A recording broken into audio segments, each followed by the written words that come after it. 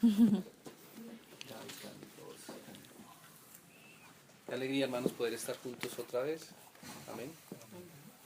Estemos también, el Señor quiera, juntos procurándole a Él por medio de su palabra. Amén.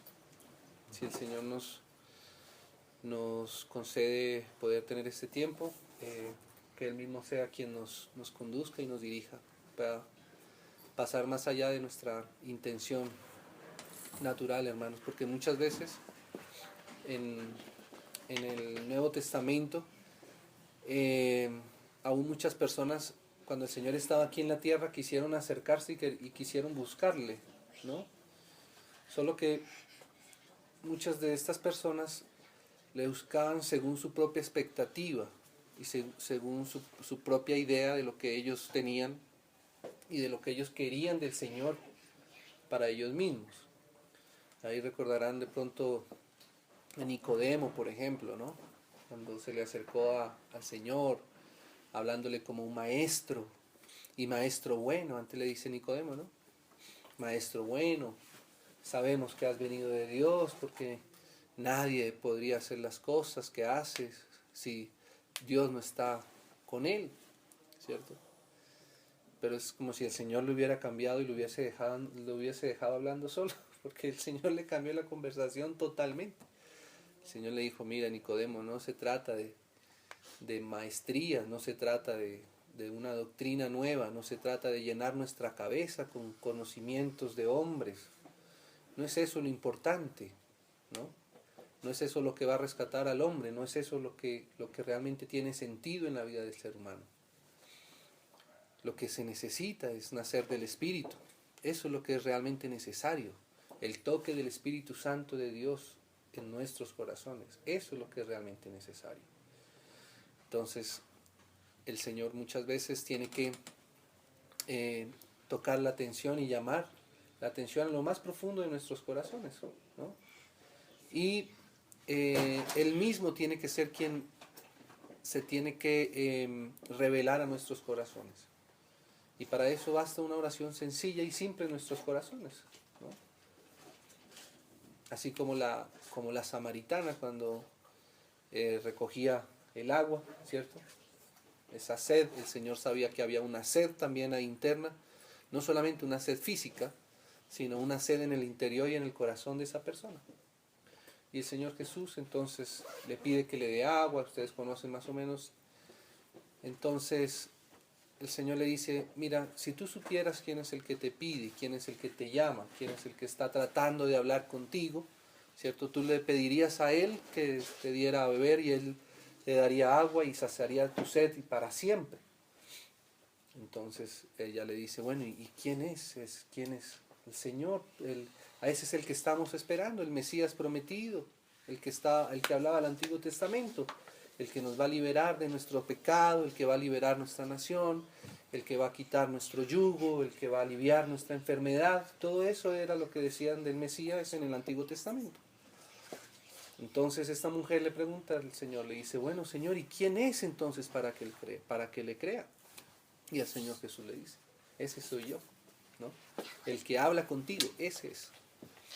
Entonces fíjese cómo el Señor realmente conoce a profundidad lo que necesita nuestro corazón, más que nosotros mismos, hermanos.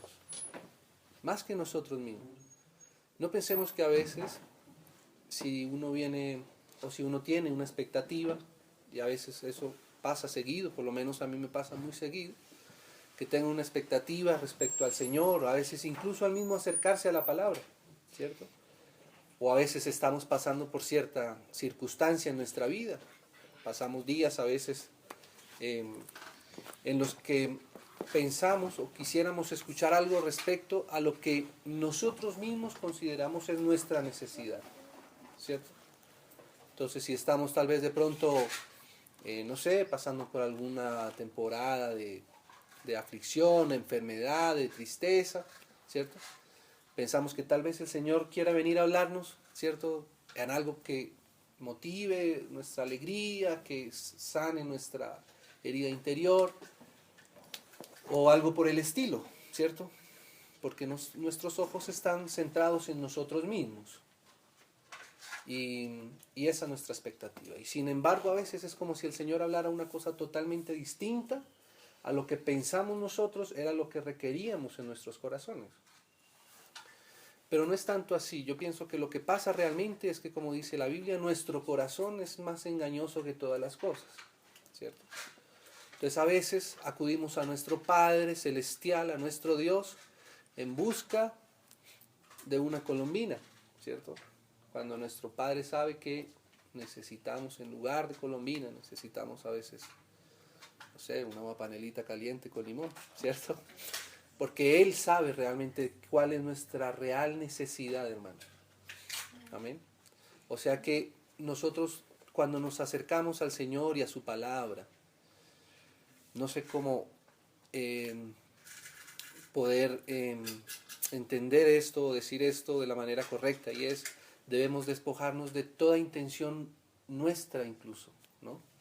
Para poder captarle al Señor lo que Él tenga para nosotros, ¿cierto?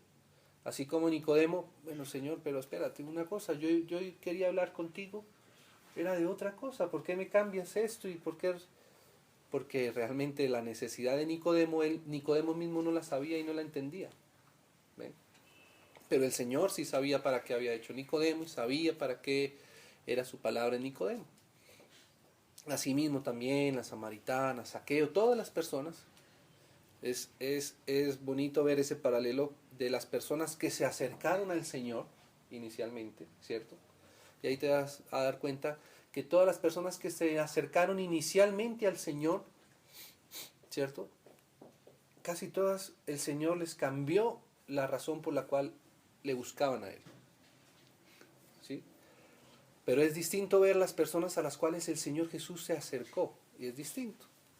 Hola, Andresito. Entonces, hermanos, no solamente es que nosotros nos acerquemos al Señor, sino que el Señor quiera, ¿cierto?, encuentre espacio en nuestros corazones para que Él mismo sea recibido y nosotros podamos recibirle como Él mismo quiere acercarse a nosotros.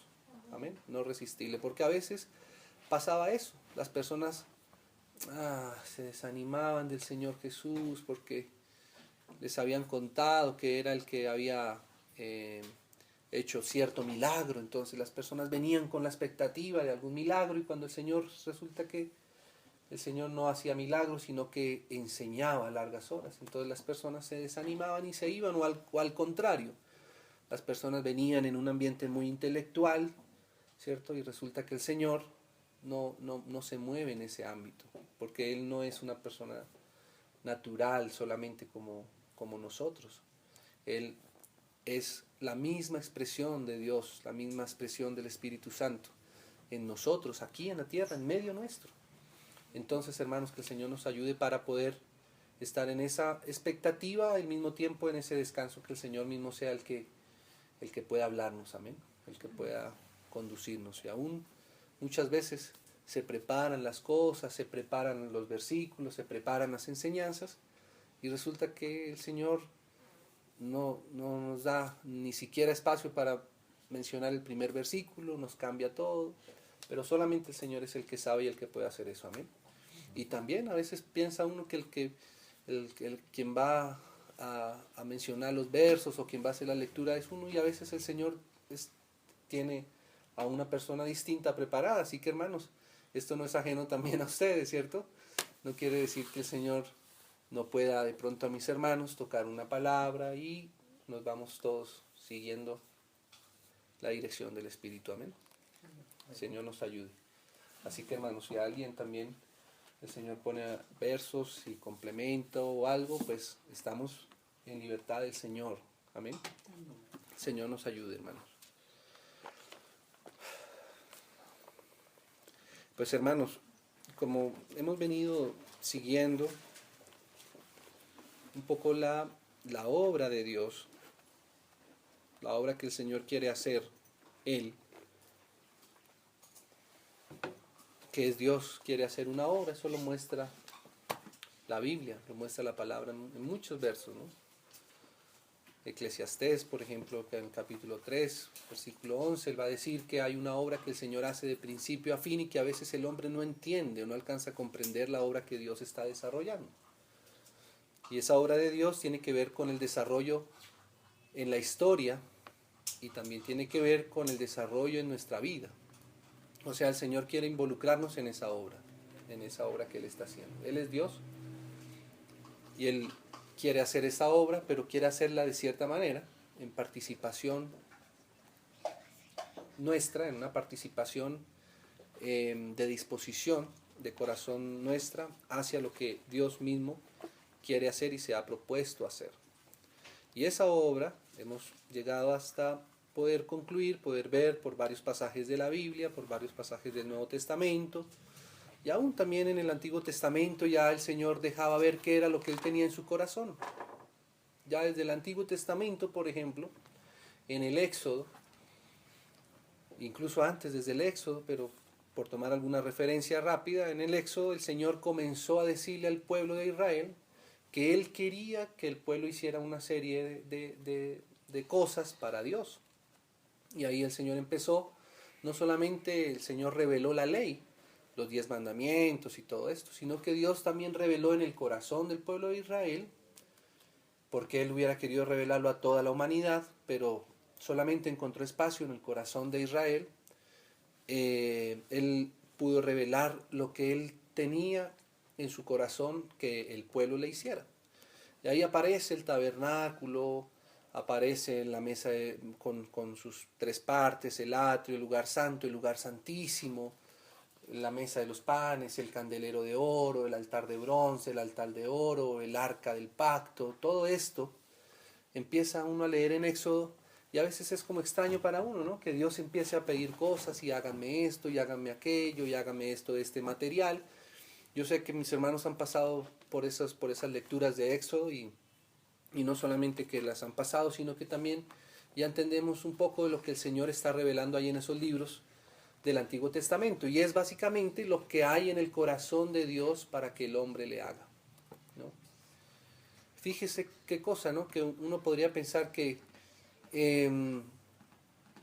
nuestra vida, sobre todo en nuestra vida después de que hemos conocido y recibido al Señor,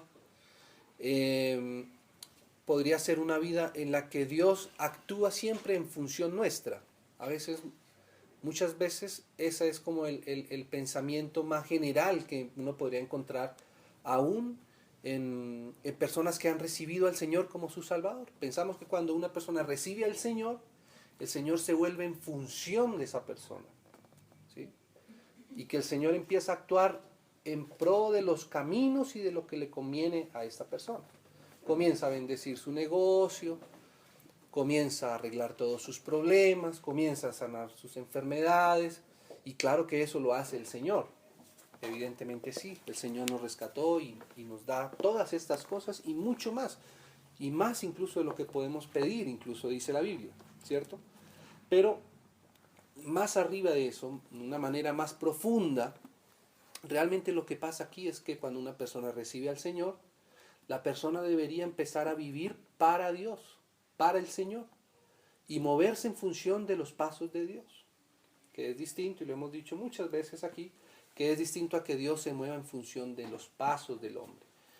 El hombre es quien tiene que moverse ahora en la dirección que Dios quiere, que en la dirección que Dios tiene en su corazón.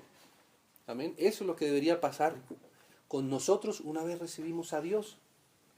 Bueno, si recibimos a Dios, será para Dios mismo, será porque Dios quiere hacer algo, ¿cierto? Y no solamente para que Dios se nos convierta en un seguidor más nuestro, ¿cierto? Entonces, esa obra de Dios, hermanos, esa obra que el Señor está haciendo, la revela inicialmente, por lo menos ahí a Pedro, cuando él le dice, mira Pedro, tú has tenido revelación de mí, tú ahora ya sabes quién soy yo. Pedro ha pasado de contemplar al Señor como un gran maestro. Pedro ha pasado de contemplar al Señor como alguien que hace solamente muchos milagros y prodigios y que tiene mucho poder. Y ahora Pedro ha visto que el Señor Jesús es el Hijo mismo de Dios que se encarnó, que Él es el Cristo, o sea que vino para perdonar nuestros pecados, para morir en la cruz, que Él es Dios y que es hombre al mismo tiempo.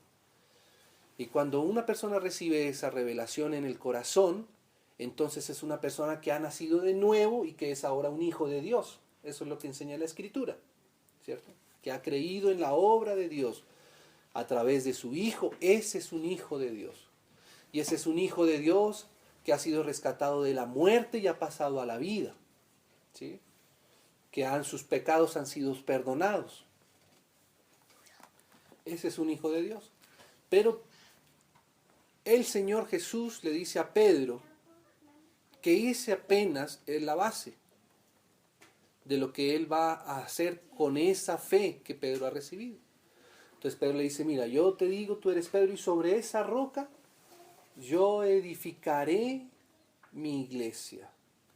Así que podríamos decir, hermanos, que la obra espiritual que Dios quiere hacer con nosotros, con las personas que le hemos recibido, que le hemos aceptado como nuestro Salvador, a quien le hemos pedido perdón, frente a quien nos hemos arrepentido para nunca más volver a nuestros pasos, a ese Dios que hemos reconocido que se hizo carne, ¿cierto?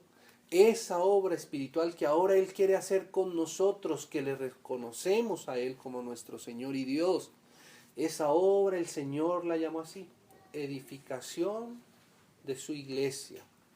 ¿Ve? Eso es lo que Dios quiere hacer ahora. Lo que Dios quiere hacer con toda persona que le recibe a Él es poder hacer esa obra espiritual de edificación. Edificación quiere decir crecimiento, edificación quiere decir profundidad, quiere decir conocimiento de Él, quiere decir relacionamiento con Él. Esa es la obra que el Señor quiere hacer con cada uno y con nosotros también. Entonces el Señor le dijo así a Pedro, Pedro, sobre esa roca yo edificaré mi iglesia. Para eso es que estamos, no estamos para otra cosa, sino para que el Señor pueda tener su iglesia aquí en la tierra. Eso es lo que el Señor quiso. Si Él hubiera querido otra cosa distinta, Él se lo hubiera revelado a Pedro. Él hubiera podido decir a Pedro otro plan distinto, cualquiera hubiese sido. Pero el Señor, digámoslo así, englobó su obra con Pedro. Claro que Pedro mismo va a cambiar delante de Dios. Él va a ser una persona que el Señor va a ir transformando a su carácter y todo lo demás. Pero digámoslo así, lo que el Señor se propuso como resultado final, como objetivo final en la vida de cada uno de nosotros, es que Él edifique su iglesia con nosotros, ¿no? Entonces Pedro, habíamos leído como Pedro ya después, que al principio no entendió Pedro. Eso es claramente visible ahí en Mateo, en el capítulo 16. Porque una vez el Señor le dice esto, entonces el Señor le dice, bueno Pedro, ya te dije lo que yo voy a hacer, las puertas del Hades no prevalecerán contra la iglesia, así que Pedro, vamos a edificar esa ciudad, vamos a ir a Jerusalén, vamos a edificar la iglesia. Y ahí Pedro le dice, no Señor, en ningún modo, de ninguna manera esto te acontezca. Y ahí el Señor se dio cuenta que Pedro no había entendido nada de nada, ¿cierto?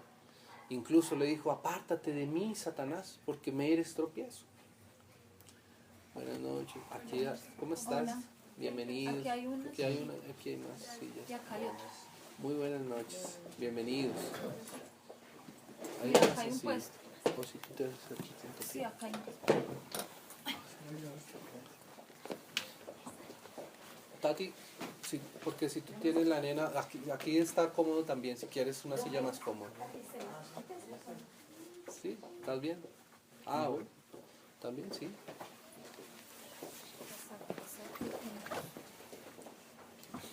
Buenas noches. Bienvenidos. Entonces, hermanos, entonces decíamos ahí eso, ¿no? Como Pedro no captó lo que implicaba la obra que el Señor quería hacer con ellos. Que Él quería hacer con ellos. Pedro no entendió. Y no entendió por una sencilla razón. El Señor Jesús le dice así, le dice Pedro, tú no pones las cosas, tú no pones los ojos en las cosas del cielo, en las cosas celestiales, sino pones los ojos en las cosas naturales, las que se ven con los ojos naturales, las cosas de los hombres. ¿Ve? Y esa es la manera como Satanás tiene muchas veces de desviarnos del propósito del Señor, poniendo nuestros ojos en las cosas naturales. ¿Ve? Entonces, como el Señor le dijo así a Pedro, que él iba a edificar su iglesia, Y ahí en ese mismo instante no le dio muchos detalles, pero hermano, sabe que de ahí en adelante el Nuevo Testamento se trata solamente de eso, de la edificación de una iglesia para Dios. No hay ningún libro, hermano, ninguna carta en el Nuevo Testamento, ningún pasaje que no esté relacionado directamente con esa obra. No hay ni uno solo. Si uno va hasta el Apocalipsis, aunque uno podría pensar, no, es que el Apocalipsis trata de guerras, de terremotos, de hambres, de luchas, de batallas, de ángeles, de demonios. ¿Sabe cuál es el mensaje, la revelación central del Apocalipsis?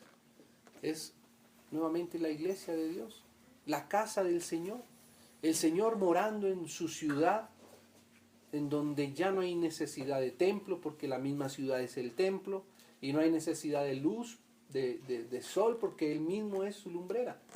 Ese es el objetivo final, esa es la obra terminada, culminada de Dios en el Apocalipsis. Si vemos de qué habla el apóstol Pedro, que decíamos y lo recordamos, ¿de qué habla el apóstol Pedro? Dice, vosotros pues como piedras vivas, sed edificados como casa espiritual y sacerdocio santo, ¿cierto? Para brindar sacrificios espirituales a Dios, ¿cierto? Entonces Pedro también tiene ese entendimiento ahora. El apóstol Juan habla exactamente de lo mismo, de la edificación, del poder amarnos unos a otros, de presentarnos como uno solo para Dios. Eso es lo que habla la Biblia. El Nuevo Testamento trata de eso. Amén.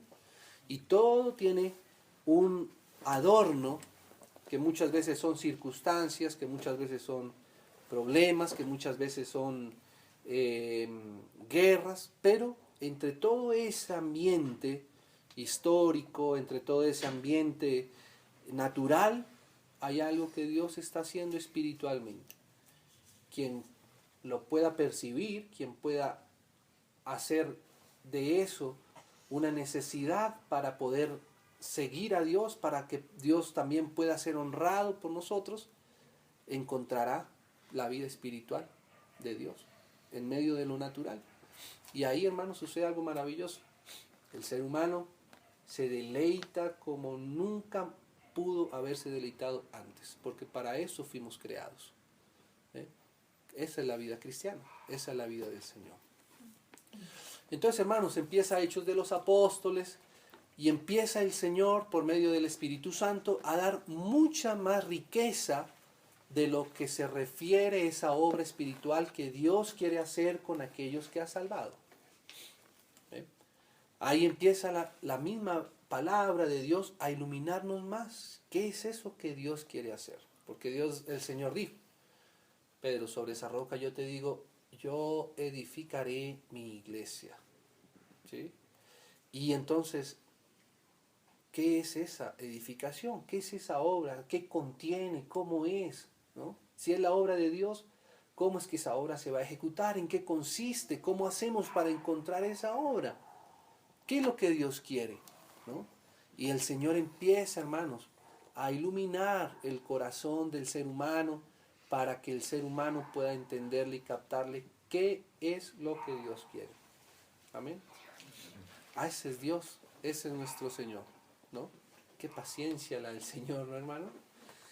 Qué ternura. A mí, si hay algo que me parece asombroso de leer todos estos pasajes, es conocer un poco más del corazón de nuestro Dios, ¿no? Cómo el Señor es capaz de hacer las cosas de esa manera.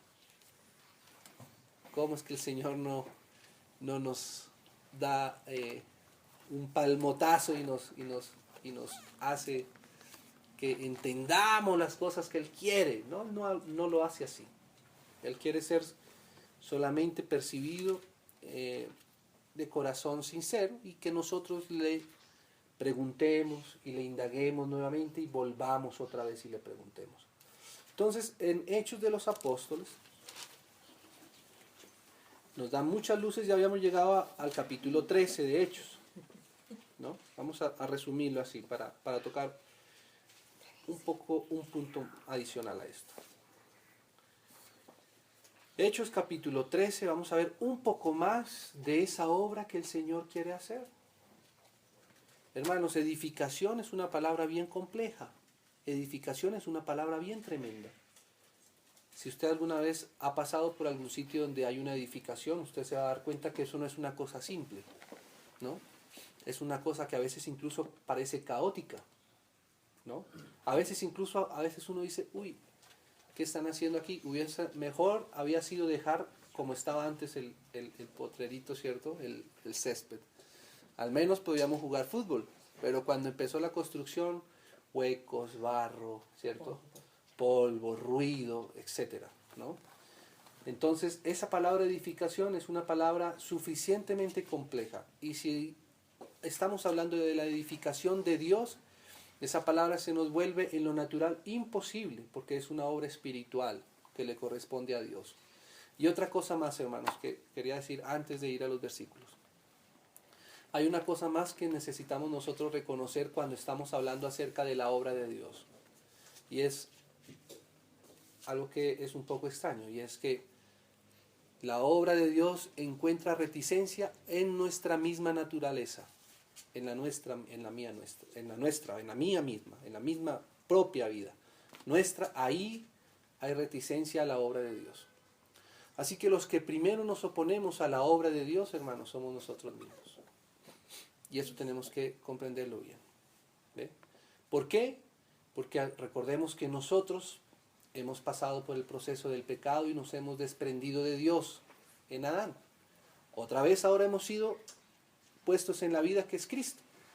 Pero mientras nosotros estemos en nuestro cuerpo, en nuestra carne, como lo identifica Romanos, identifica una ley que es la ley de nuestra mente, distinta a la ley de nuestra carne. Y la ley de nuestra carne tiene una sola función, dice la Biblia, la palabra: oponernos a la obra de Dios. ¿Ve? O sea que imagínense, hermanos, qué tremendo, ¿cierto? Que al mismo tiempo, como dice Pablo, con nuestro espíritu queremos servir a la obra de Dios, pero en nosotros mismos encontramos una oposición. Por eso, cuando nos acercamos a la obra de Dios, no podemos pensar que es algo que nosotros mismos podamos desarrollar, sino es algo a lo que tenemos que abandonarnos nuevamente a sus propias manos. ¿Puedes componer un poquito más lo de reticencia? Es un poquito elevado para mí, entonces yo no entiendo tanto. Sí, por supuesto que sí. Mira, la obra de Dios es la obra que Él se ha propuesto hacer con nosotros mismos, ¿cierto? Y esa obra tiene que ver directamente con nosotros mismos. Pero en nosotros mismos existe una ley, que los pone Romanos ahí despacio, que se opone a esa obra. ¿Ve? Entonces el primer obstáculo que nosotros encontramos a la obra del Señor no es ni siquiera el diablo que está allá afuera y que tiene cachos y una cola muy larga. Somos nosotros mismos. Nuestra misma imposibilidad. ¿Por qué? Porque la obra de Dios, hermanos, que es santa y es perfecta, consiste justamente en que nosotros nos vayamos acoplando a Él mismo, a lo que Él mismo es. Hay un versículo que dice así, ¿no? Dice que Él nos abrió y nos puso en el camino nuevo y vivo que es Jesús, ¿cierto? Qué lindo eso, y además suena muy hermoso, hasta lo cantamos. Pero mire, esa frase, un camino nuevo, ¿cierto?, implica una cosa. Lo nuevo es exactamente lo que nosotros no conocemos. ¿Ve? No conocemos ese camino. Ese camino el Señor nos lo tiene que ir enseñando, nos tiene que irlo mostrando. Y ese mostrando y enseñando, ¿cierto?, se opone justamente a lo que nosotros no tenemos y a lo que no somos. Por eso el Señor tiene que irnos alumbrando, para que nos veamos y, ay Señor, yo iba por esta dirección, pero el camino es nuevo, el camino es esta otra dirección y tengo que quitar lo que yo mismo quería y poner lo que el Señor ahora me está mostrando y es lo que Él quiere para mí. Por ejemplo, un ejemplo de esto en la palabra, el Señor le dice a Pedro así, le dice a Pedro, al mismo Pedro que le reveló tantas cosas, que Pedro después le comprendió también mucho al Señor. Pedro, cuando tú eras más joven, ¿cierto?, le dice el Señor, tú te ceñías, o sea, te vestías como tú querías, ¿sí? E ibas a donde querías. ¿Sí? Esa es la vida natural nuestra.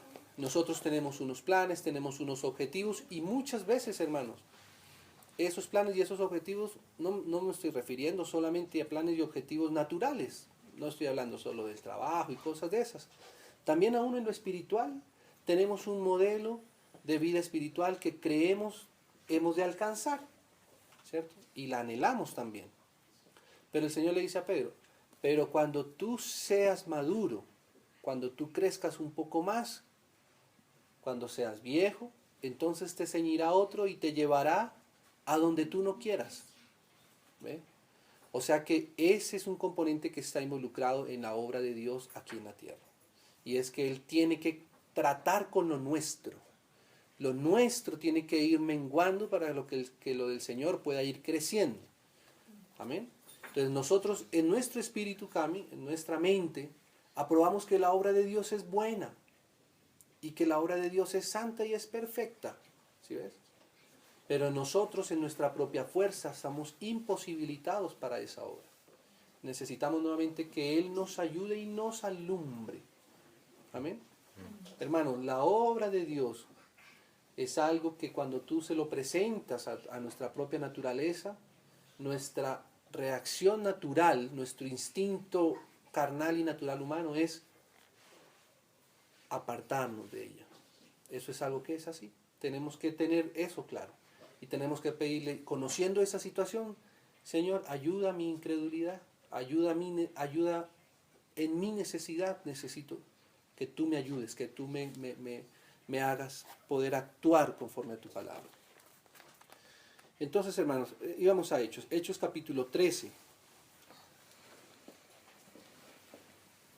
Y leamos el versículo 2 rápidamente. Dice, ministrando o sirviendo estos al Señor y ayunando, dijo el Espíritu Santo, apartadme a Bernabé y a Saulo para la obra a que los he llamado.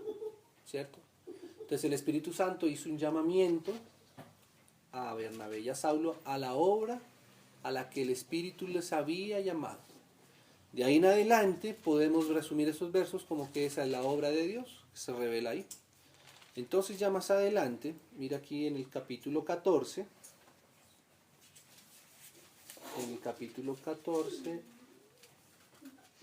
versículo 26. Ahí ustedes se dan cuenta que Pablo fue a muchas ciudades, se convirtieron muchas personas. Y llega el versículo 26, ¿no? Dice, de allí navegaron a Antioquía, que era la ciudad donde habían partido, desde donde habían sido encomendados a la gracia de Dios. ¿Y para qué? Para la obra que habían cumplido. ¿Sí? O sea que fíjese que en el capítulo 13 dice que fueron despedidos a la obra a la cual el Espíritu Santo los había encomendado. Y cuando llegaron otra vez a Antioquía, ¿cierto? Dice que ellos habían cumplido la obra, ¿cierto? Por la gracia de Dios para la obra que habían cumplido, ¿cierto? Entonces, durante todo ese periodo de Pablo, podemos ver específicamente la obra que Dios quiere hacer aquí en la tierra, por medio nuevamente de personas como Bernabé y como Saulo en ese caso, ¿cierto? Pero guiados por el Espíritu Santo. Entonces ahí leíamos algunas cosas que hicieron ellos. Predicar la palabra de Dios, evangelizar las personas, compartir del testimonio de Jesucristo, explicar la salvación a los gentiles, ¿cierto? Y todo eso lo estuvimos viendo y llegábamos aquí a un punto en donde, bueno, afirmando también el corazón o los ánimos de los hermanos, ¿cierto? Y llegábamos aquí a esta parte, en el versículo 23, ahí capítulo 14, Hechos 14, versículo 23, ¿sí? Donde habíamos llegado y hasta ahí habíamos leído la vez pasada. El capítulo 23 dice así, dentro de esa obra que es la obra de Dios, que es el versículo 23, que es la obra para la cual Pablo y Bernabé fueron separados y fueron apartados, ¿sí? Ellos salieron a hacer esa obra. Esa obra es edificar la casa de Dios, edificar la iglesia. Y ahí nos dimos cuenta que llegaban a varias ciudades y en cada ciudad ellos compartían la palabra y todo lo demás. Pero en el versículo 23 dice así, dice, y constituyeron ancianos en cada iglesia. ¿Ve? Y ese versículo está también contenido dentro de estos capítulos que hemos leído, como dice, que salieron a la obra de Dios de Antioquía, y cuando llegaron a Antioquía ellos habían cumplido la obra de Dios. O sea que este versículo 23 también está dentro de la obra de Dios, no está fuera de la obra de Dios. ¿Ve? Y nuevamente aquí involucra la palabra iglesia, dice, y constituyeron ancianos en cada iglesia. O sea que cuando el Señor Jesús le dijo a Pedro, Pedro, yo edificaré mi iglesia, ¿cierto? Pedro ahí no sabía que en la iglesia llegaría el momento donde en cada ciudad habrían hermanos y que la iglesia iba a estar en cada ciudad, como ya lo venía mostrando por todos los versículos anteriores. Y que llegaría el momento en donde en esa edificación iba a ser necesario por el Espíritu Santo, ¿cierto?, que fueran constituidos también ancianos en cada iglesia, ¿cierto? O sea que eso tiene que ver con el avance progresivo de la obra que Dios quiere hacer en cada ciudad de la tierra. Entonces hay un aspecto de la edificación de la iglesia del Señor, de la obra de Dios por medio del Espíritu Santo, que consiste en esto, dice, y constituyeron ancianos. Ancianos quiere decir una persona madura, anciano quiere decir una persona que tiene cuidado, ¿cierto?, de otros, cuidado de los demás, y entonces están para servicio en cada iglesia. Dice, constituyeron ancianos en cada iglesia, y habiendo orado con ayunos, los encomendaron al Señor en quien habían creído. Leamos algunos versos más acerca de los ancianos en la iglesia. Mira el capítulo 15, ahí de Hechos, versículo 2. Leámoslo desde el versículo 1 para entender un poco más el contexto. Entonces algunos que venían de Judea enseñaban a los hermanos, mire esta enseñanza, si no os circuncidáis conforme al rito de Moisés, no podéis ser salvos. O sea, ellos pensaban que la salvación era por medio de la ley, por medio de la circuncisión de Moisés, ¿no? Como Pablo y Bernabé tuviesen una discusión y contienda no pequeña con ellos, se dispuso que subiesen Pablo y Bernabé a Jerusalén y algunos otros de ellos a los apóstoles y los ancianos para tratar esta cuestión. Ellos pues, habiendo sido encaminados por la iglesia, pasaron por Fenicia y Samaria contando la conversión de los gentiles y causaban gran gozo a todos los hermanos. Y llegados a Jerusalén, que era la ciudad donde ellos iban, fueron recibidos por la iglesia y los apóstoles y los ancianos, y refirieron todas las cosas que Dios había hecho con ellos. ¿Sí? Todas las cosas que Dios había hecho con ellos se refiere al capítulo 13 y 14 del viaje de Pablo y Bernabé. Aquí hay un versículo más, mire, el versículo 22 dice así: entonces pareció bien a los apóstoles y a los ancianos, con toda la iglesia, elegir entre ellos varones y enviarlos a Antioquía con Pablo y Bernabé, a Judas, que tenía por sobrenombre Barsabás, y a Silas, varones principales entre los hermanos, y escribir por conducto de ellos, los apóstoles y los ancianos y los hermanos, a los hermanos de entre los gentiles que están en Antioquía, en Siria, en Cilicia y en Salud, ¿no? Entonces ellos escribieron esa carta así. Entonces, hermanos, aquí nos muestra cómo en las iglesias de Jerusalén y en las iglesias por donde Pablo y Bernabé y los demás hermanos iban pasando, iban constituyéndose ancianos. Vamos a leer unos versos más para ir entrando un poco más despacio en este asunto. Primero leamos estos versos para ver que no es algo raro ni es algo extraño en el Nuevo Testamento, este aspecto que tiene que ver con el establecimiento de ancianos en cada iglesia. Si vamos, por ejemplo, hermanos, a a Filipenses capítulo 1, versículo 1. Otra vez. Dice así: Pablo y Timoteo, siervos de Jesucristo, a todos los santos en Cristo Jesús. Fíjese que todos los santos estamos en Cristo Jesús. No hay nadie que esté más arriba de Cristo Jesús y no hay nadie que esté más abajo que en Cristo Jesús. ¿Ve? La iglesia, la casa de Dios, no es una organización jerárquica, estructural, sino que es un organismo vivo donde todo se nos suministra de la misma manera el Espíritu Santo. ¿Ve? Por eso cuando él dice a todos, no está excluyendo a ninguno, a todos los santos en Cristo Jesús. Pero también agrega esta parte, que están en Filipos, porque ese es el lugar en donde el Señor quiere tener su iglesia, es en cada ciudad. El Señor no quiere que exista una sola ciudad en el planeta Tierra donde no haya testimonio de la obra de Dios. Entonces están en Filipos, que es una ciudad. Pero mire cómo dice más, dice con los obispos y diáconos. Esta palabra obispos es la misma palabra que se utiliza para la traducción de ancianos. Miremos esto en Timoteo, perdón, en Tito. Miremos aquí en Tito capítulo 1. Tito capítulo 1, versículo 5. Tito capítulo 1, versículo 5. Leámoslo así. Está hablando Pablo nuevamente. Y dice Pablo así: por esta causa te dejé en Creta. Creta es otra ciudad. ¿Para qué? Para que corrigieses lo deficiente. En una obra de edificación a veces hay que corregir cosas, ¿cierto? Como por ejemplo lo que acabamos de ver en Jerusalén, que de pronto algunos decían que si no se circuncidaban las personas no podían ser salvos.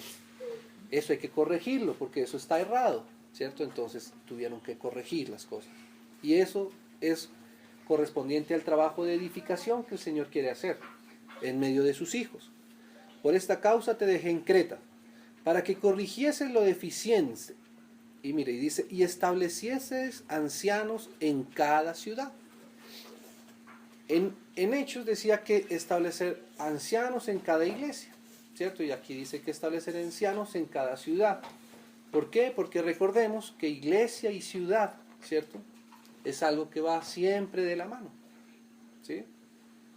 Desde Mateo hasta Apocalipsis, siempre la obra que Dios quiere hacer está con la iglesia en función de la ciudad, para que un día la ciudad misma sea la misma iglesia y la iglesia sea la ciudad también.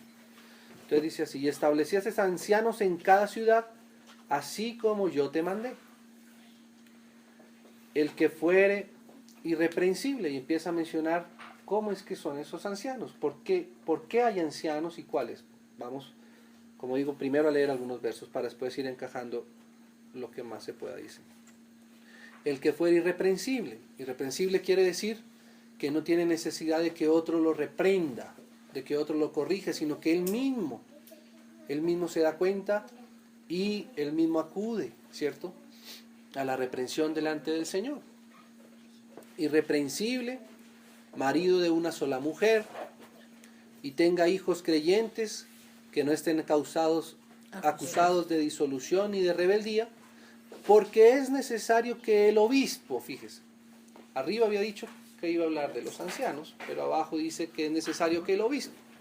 Entonces, de hecho, en muchas versiones aparece la palabra obispo, que es una transliteración más del griego. La palabra anciano, que es más sobreveedor, es una traducción más hacia el español. Pero en esencia es lo mismo, ¿sí? De hecho, por ejemplo, aquí en esta otra versión que tenía aquí la Biblia, aquí, que estaba en inglés, siempre utiliza la misma palabra, no hace diferencia entre ancianos o obispos.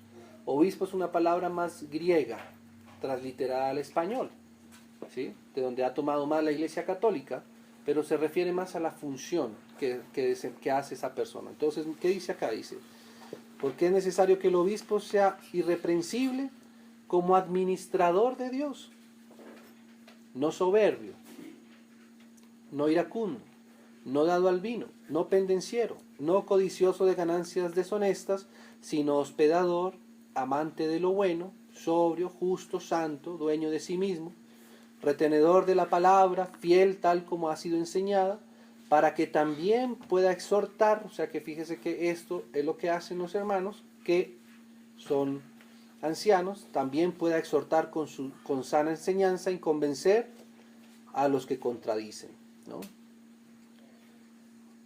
Bueno, ahí entonces nos da una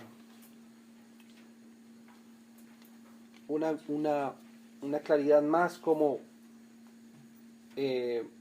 estos hermanos pues iban siendo reconocidos así. Veamos un momento en Pedro. Primera de Pedro, capítulo 5.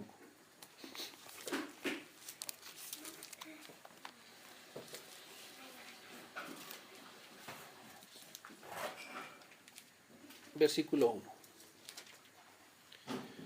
Dice así el apóstol Pedro: ruego a los ancianos, porque siempre es plural,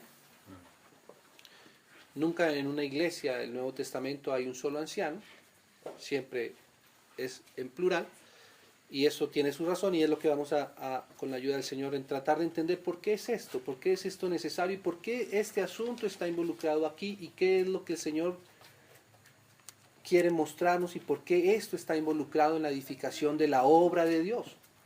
Entonces dice así, capítulo 5 de Primera de Pedro: ruego a los ancianos que están entre vosotros.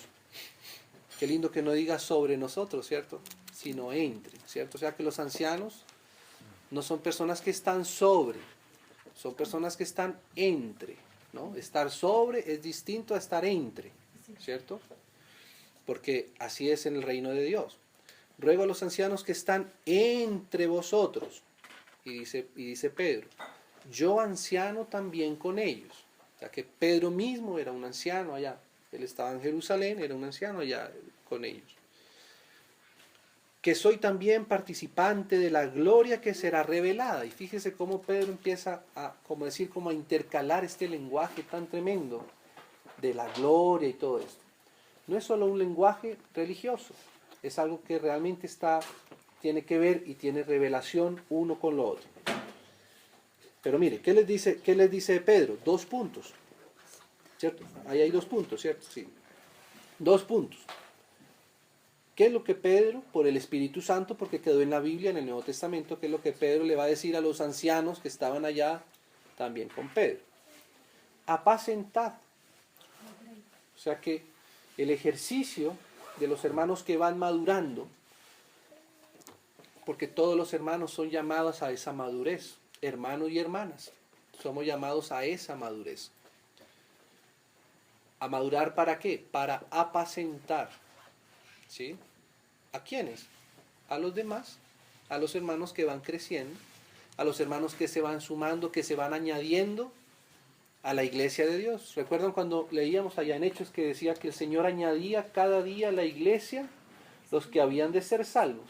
O sea que los hermanos que se van añadiendo a la iglesia inicialmente tienen que ser apacentados también por otros, ¿cierto? ¿Y a quiénes van a ser los que van a apacentar? Pues los hermanos que llevan más tiempo, que han madurado más en el Señor, que conocen más al Señor, que conocen más las cosas espirituales también del Señor, para poder también ayudar a otros. Entonces, hermanos, leamos un poco más este principio acá. Apacentar la grey de Dios que está entre vosotros, no que está debajo de nosotros, ¿cierto? Cuidando de ella. O sea que los ancianos, hermanos, están para apacentar, para cuidar. Amén. En eso es que el Señor nos va informando. Y repito, esto no es algo que está restringido para unos solos. Es que a todos nos toca cuidar unos de otros, porque esa es la obra que el Señor está haciendo. Entonces dice así: apacentar la grey de Dios que está entre vosotros, cuidando de ella, no por fuerza. ¿Ve? Es lo primero, no por fuerza. O sea, no hay que hacerlo ni porque alguien te obligue a apacentar a otros, ni tampoco vas a obligar vas a apacentar por la fuerza a otros. ¿No? Así lo enseña la Biblia. sino voluntariamente, no por ganancia. Aquí dice deshonesta, pero yo pienso que incluso sin ganancia, porque así es el Señor, no por ganancia deshonesta, ¿no? Porque algunos apacientan, pero por ganancia, sino con ánimo pronto, no en desánimo, sino con ánimo pronto. Mire qué distinto es esto en el Señor. Dice, no como teniendo señorío sobre los que están a vuestro cuidado, sino siendo ejemplos. Esa es la manera como el Señor quiere enseñarnos unos a otros. Sino siendo ejemplo de la grey. ¿Qué es grey? ¿Qué significa? Es como el rebaño, como si digamos que eso es. Por eso la palabra pastor también es aplicada por el Nuevo Testamento. También Pablo a veces a los ancianos también le llamó pastores, porque él hacía esa comparación del pastor que cuidaba a las ovejas, ¿cierto? El Señor Jesús va a decir, yo soy el buen pastor que su vida da por las ovejas. Él es el primer pastor, ¿sí ves? Pero ese carácter se va formando en nosotros, no solo en unos, ¿cierto? A veces pensamos cuando vamos a hablar de pastores, vamos a hablar de ancianos, es que estos se quieren subir, estos se quieren enseñorear, estos quieren mandar. No tiene que ver con nada de eso lo que se refiere a ese asunto en la Biblia, en la palabra del Señor. Lo que pasa es que sí, en la medida que el Señor va apareciendo en nuestros corazones y vamos entendiendo Él cómo tiene cuidado de sus hijos, y ese cuidado también lo empieza a depositar en ti, en cada uno de nosotros, para tener cuidados con nosotros, porque como dice Efesios, someteos los unos a los otros, ¿cierto? Como al Señor. Entonces ese cuidado que es del Señor empieza a aparecer en el corazón de cada uno de sus hijos, y empezamos a cuidarnos mutuamente. ¿Por qué, hermanos? Porque en la medida que esto aparezca, empieza a configurarse algo que hasta el momento en la tierra no se había configurado jamás, y es la autoridad o el señorío o el gobierno de Dios en la tierra. ¿Cómo es esto? ¿Cómo es que puede aparecer esto así, de esta manera? Voy a referirme a un pasaje más y lo dejamos ahí, y por ahí tenemos que continuar Dios mediante en la próxima reunión, pero para no dejarlo corto, pero tampoco lo hemos dicho todo. Hermanos, cuando el Señor Jesús estaba aquí en la tierra, Él empezó a hablar de que Él se iba a ir y que iba a dejar a sus discípulos. Y en ese momento, en medio de sus apóstoles, salió una duda natural, pero que corresponde más con la naturaleza del hombre caído que con la del hombre regenerado. Y la pregunta era, bueno, si se va el Señor, ¿quién ocupará el primer lugar entre nosotros? ¿Qué cosa es? ¿Por qué está esa intención en el corazón del ser humano? Porque cuando el hombre pecó, se comió el pecado que había nacido en el corazón de Satanás. Y el pecado en singular, el único pecado que dio origen al resto de pecados, es uno solo. Satanás no fue que se puso a pecar y hizo una fiesta donde cometió 150,000 pecados en una sola noche. No, Satanás solamente pecó en una sola cosa. Y ese pecado fue la rebelión. Así lo llama la Biblia. Cuando la Biblia empieza a describir así bien despacio cómo fue que Satanás llegó a ser expulsado por su pecado, empieza a mencionar bien detalladamente cómo fue que subió al corazón la rebeldía en Satanás. Entonces, ese pecado, que es como decir el ADN del pecado, hermanos, si uno descompone, si uno pudiera mirar con un microscopio todos los pecados que existen, encontraría una molécula en todos. Estoy hablando así, parafraseando, o sea, haciendo una comparación, no que sea así realmente. Encontraría siempre un mismo ADN, y ese ADN es la rebelión.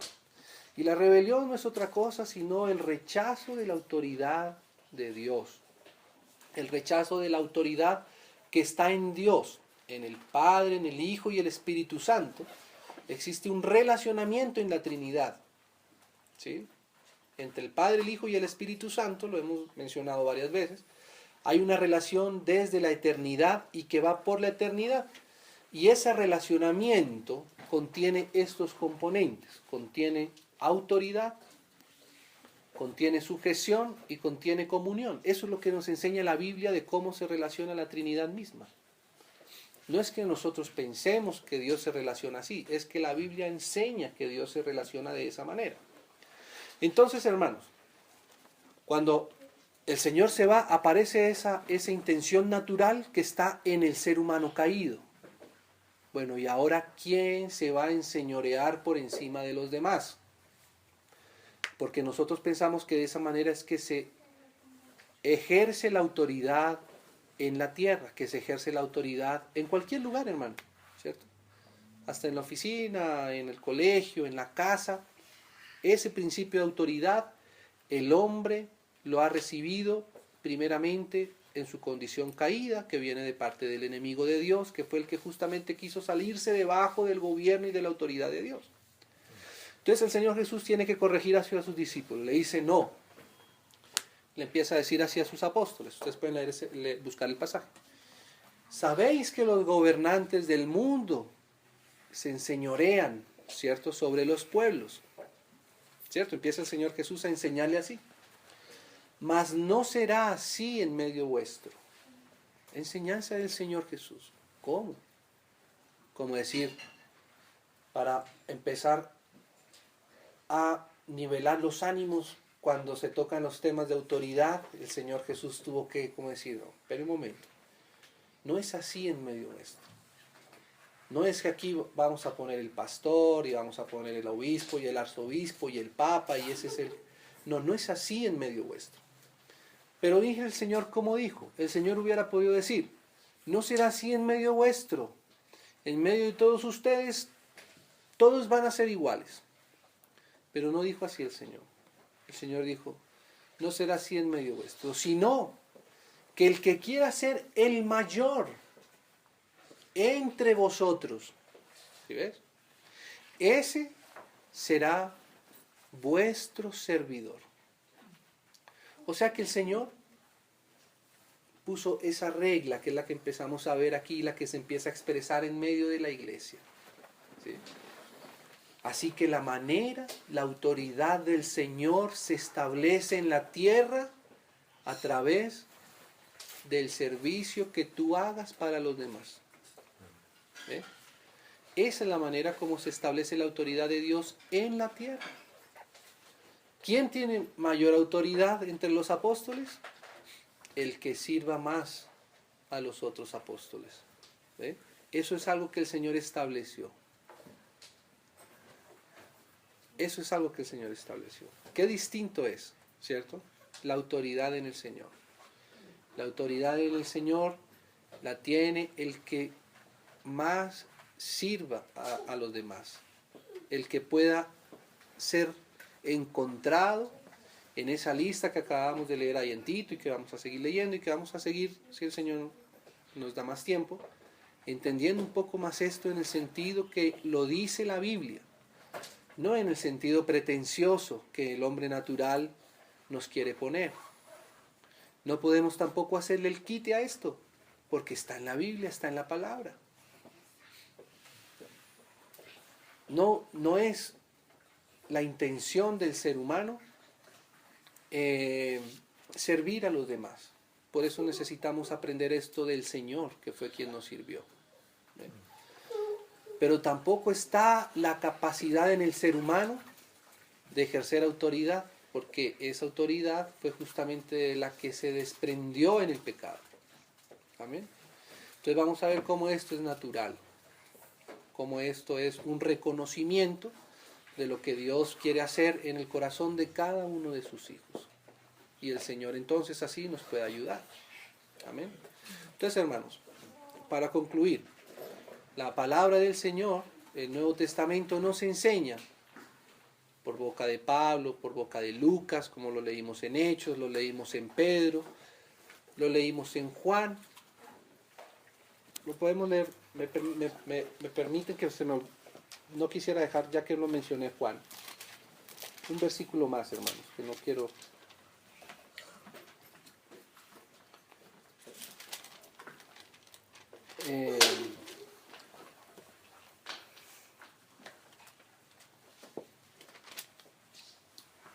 Juan, segunda de Juan. Segunda de Juan.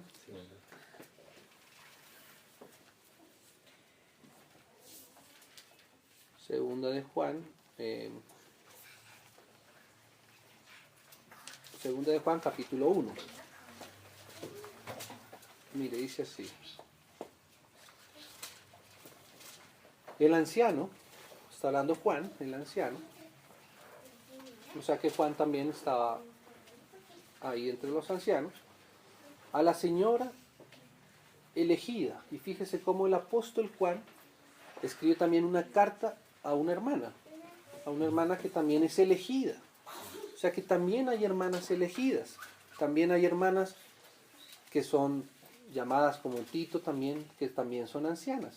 ¿Cierto? Porque estamos viendo que este aspecto de la madurez en el Señor no corresponde con un título que se impone ni con un grado que uno vaya a hacer un curso.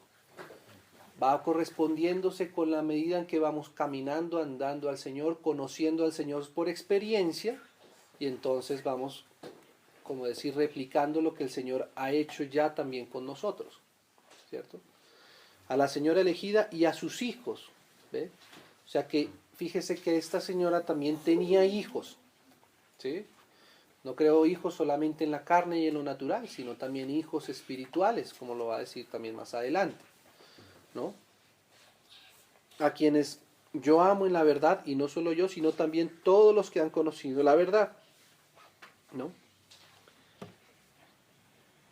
Entonces,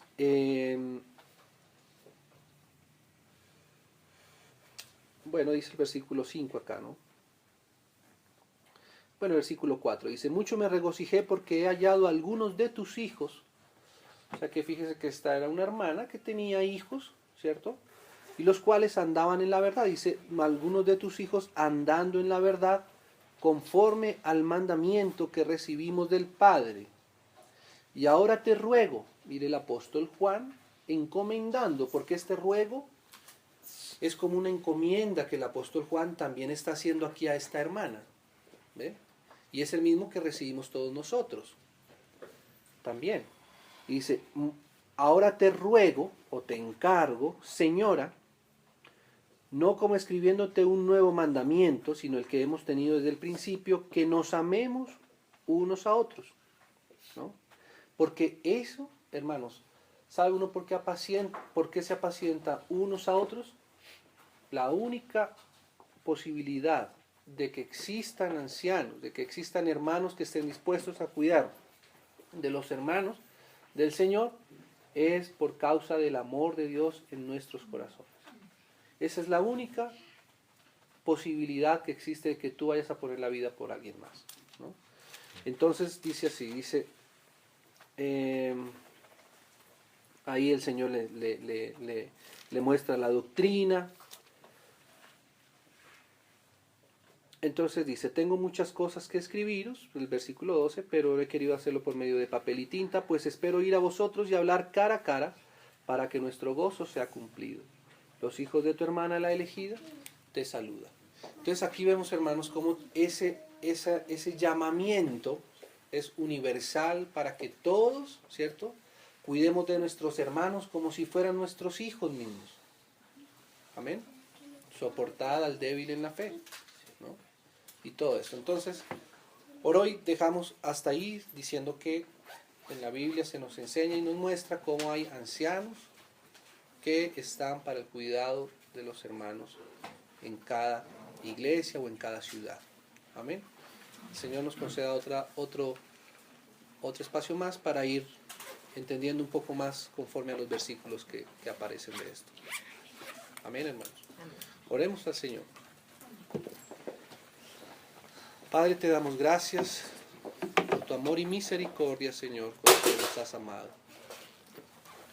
Gracias, Señor, porque también, Señor, cuando hemos necesitado de tu voz, cuando hemos necesitado de tu abrazo, Señor, siempre lo hemos encontrado a través de tus hijos, de nuestros hermanos, Señor.